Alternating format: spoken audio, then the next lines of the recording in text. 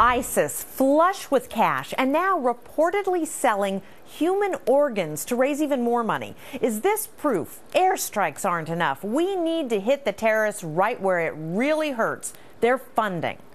Hi, everyone. I'm Brenda Butner. This is Bulls and Bears. Here they are, the Bulls and Bears this week. Gary B. Smith, Tracy Burns, Jonas Max Ferris, John Layfield, along with Janice Fuentes. Welcome to everybody. Okay, John, take out ISIS by taking out their funding? Yeah, I think that's one of the best solutions, but this is not an either or. This is an all the above. They get several $1 million a month through antiquity sales, about $100,000 a day through extortion, mainly kidnapping and ransom. They were getting about $2 million a day in oil sales, illegal oil sales. That has gone down significantly because oil has been cut in half, and also the refinery capability has been cut significantly down. Look, this selling organs, reportedly, this is true. This is one of the macabre things I've ever seen since, or heard of, since Joseph Mengele of the Nazis. I mean, this is unbelievable. I wouldn't put it past these guys. I don't know if the technology is there for this to actually happen, but they are being hurt by a lot of these oil strikes. And so we've got to figure out a way to go after what's making them money. The oil refineries in Raqqa, the oil refineries in Mosul, the border crossings. We need to start bribing border guards more than they are bribing them to shut down this illegal oil sales. We can shut down their funding. We can also target their large artillery. We can't target the small arms. They might be manufacturing that themselves, but the artillery they got specifically from the United States that went through Iraq, that we can take out, and that will be hard to replace, especially if you start hitting their oil fields. Very good ideas, John. Hope the administration is listening. Janice, what do you think? It's easier said than done to take out their funding? Absolutely, because remember, when we first started looking at this kind of financing of terrorist activities, we only had a situation that we were looking at money laundering. And ever since 9/11, think of 9/11 and think of 9/11 hijackers. They were hiding in plain sight. If you looked at the way they collected their money, it would have passed through any banker's scrutiny because it was really hard. They did the ATMs, they did the bags full of money, and they did the deposits. So it didn't raise any alarms. And I think it's been clear since then that it's really difficult to do a financial profile of operational terrorists, for example, in this country. So I think that we have an enormous problem, and it is not clear how we do it. I agree with him. I don't put it past them that they could be selling organs. But the fact that they be going and working with and through the countries that are our allies is a concern to us. Turkey, Saudi Arabia, that is a concern. Yeah, some of the oil is going to Turkey. Gary B., we're able to follow the money with crime groups, with the mafia, with the mob. I mean, why can't we follow the money here?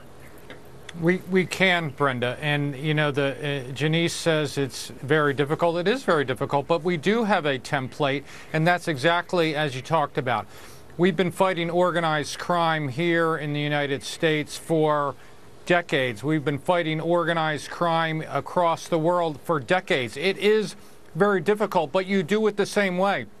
Yes, I agree with John. They need it in one part be treated like a terrorist organization. On the other hand, they need to be treated like an organized crime ring, and that's what you do. You find informants, you flip insiders, you bury into their network and get the lower level guys to rat out the top level guys. It is difficult. It is time consuming. But you remember, Al Capone was caught by the IRS for a financial transaction. No one came in and bombed, you know, his Chicago headquarters. So it is difficult, but it can be done. But Jonas, you know, Al Capone wasn't as savage as these. I mean, it's hard to even imagine the selling of human organs.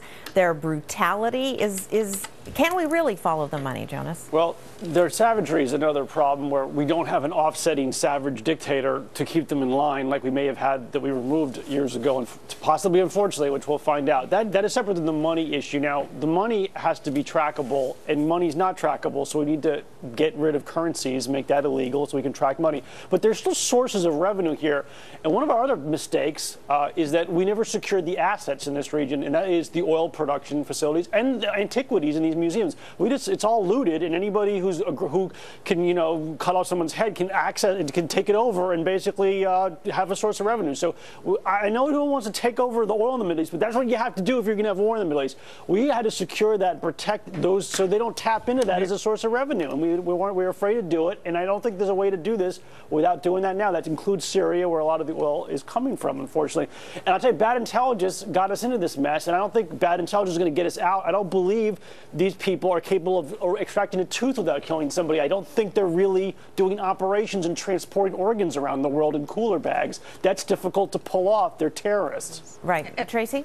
I mean, I think they're capable of anything. You're talking about an organization that's willing to, make their revenue line is made up of ransom, looting, extortion. I mean, they'll go to any lengths because it is about the dollar with these guys at the end of the day. They still need funding. So to hit them in their wallets is exactly what we should be doing. Look, we can track this, and to say that it's difficult and that it's hard and that we didn't want to do it because we backed off and we were scared, that's ludicrous, man. We should get in there and be taking care of this. And it is unfortunate that we were able to handle organized crime and not ISIS. We can't go down in history as the country that let this slide away. We should be in there.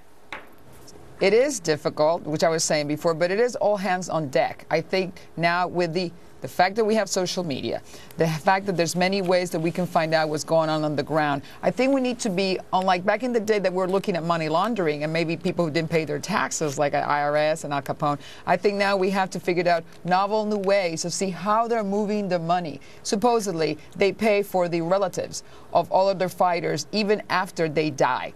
There's a way to get to that money they're paying that family. I mean, I think we need people on the ground, unfortunately, and those informers are vital. John? Yeah, look, we already have some people on the ground. We have about 2,600 troops in Iraq right now. And look, we're talking about going after the money laundering. I agree with that, but they're paying a lot of this in cash. We're going to have to break stuff, and we're being reticent to do that. Over 40% I want to clarify something. I'm sorry, what? Go ahead. I want to clarify something. When I said, I didn't say boots on the ground. I meant informers, to Gary's point, that you need some people on the ground who tell you what's going on. Okay, well, John, we may need boots on the ground. That doesn't change my point that there's 2,600 people right now, soldiers right now in Iraq. About 40% of the country's wheat population is covered by this area that is covered by ISIS. So a lot of this illegal taxation comes from actual crops that are being produced. Napoleon said a soldier marches on his stomach. As long as they can provide electricity and fuel to the residents, and water, there's not going to be much of a problem. You're going to have to take out a lot of this stuff, and that's going to create a crisis. It's going to create a crisis for ISIS. Worry about this after the war. Take out the refineries. You're going to have to take out this wheat crop that is making money, and everything else of infrastructure that you can, and worry about fixing it after the war. Gary B., they have very sophisticated means of getting funding. We haven't seen this from terrorists before. Exactly, Brenda, but someone in the organization knows. I'm kind of throwing up my hands. Hasn't anyone here seen Homeland, for crying out loud? You develop assets over there. You flip them. Yes, cash is difficult to track, as Jonas says, but someone knows where the cash is going in and going out. You develop people there. You bribe them if you have to. That's how you get the information. My gosh, the CIA, I'm sure, is all over this. They should tell you, it's not that we bombing people. I mean, that's an aspect of it. But it's the figuring out where the money's coming from, how they're getting these organs to sell and stuff like that. And that's how you worm into the organization, you break it up from there. Because at the end of the day, Brenda, it is an enterprise. It is a lucrative enterprise that is funding itself, right? It is self-funding. I mean, to John's point, they're industrious enough to grow wheat now. And if you cut off the money supply, you cut off all their endeavors. And I think that is an amazing place to start, and it should be top priority. Okay. Thanks. Last word on that. And Cavuto on business in about 20 minutes from now. Hey, Neil, what do you got? Hey, Brenda, the White House quadrupling the number of refugees fleeing Syria into America. Anyone see the risk of ISIS sneaking in along with that gang? And our nation's biggest private employer pushing wages way up. Will that make Walmart haters finally shut up? I don't know. Don't count on it. See you at the bottom of the hour. Okay, thanks, Neil. We can't wait. But up here first, enjoy your internet now, because government regulators are about to do something that may push prices up and access down.